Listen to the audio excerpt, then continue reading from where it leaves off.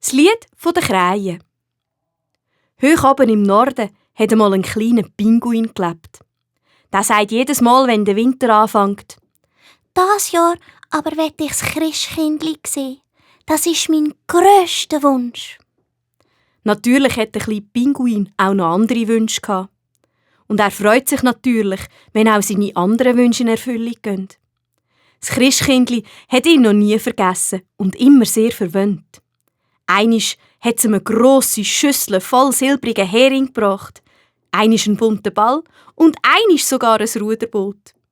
Aber das Christkindli selber hat den kleinen Pinguin noch nie gesehen. Es kommt immer in der Nacht und hat auch immer gewartet, bis der kleine Pinguin schon eingeschlafen ist. Und am anderen Morgen ist es immer schon wieder lang fort gsi, über alle Berge. Der kleine Pinguin ist überall herumgelaufen und hat alle alten Leute gefragt: Sagt einmal, habt ihr vielleicht schon mal das Christkindli gesehen?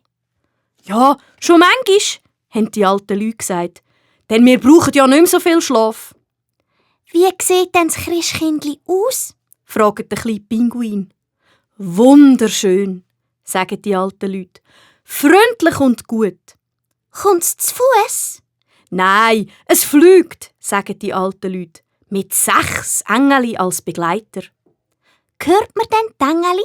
fragt der kleine Pinguin. Und woran merkt man überhaupt, dass es kommt?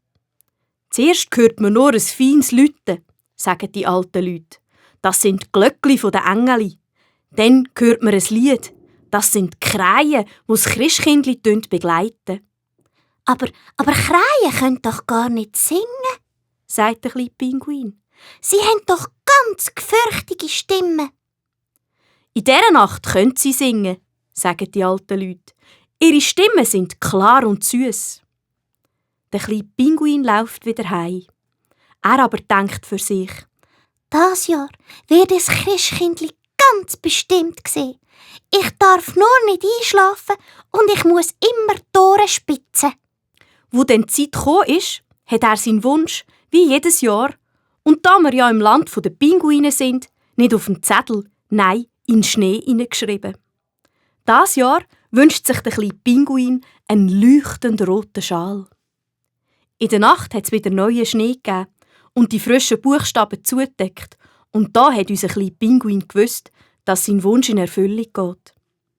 Am Abend vor Weihnachten bleibt der kleine Pinguin wach. Er wartet, bis seine Eltern ins Bett gehen.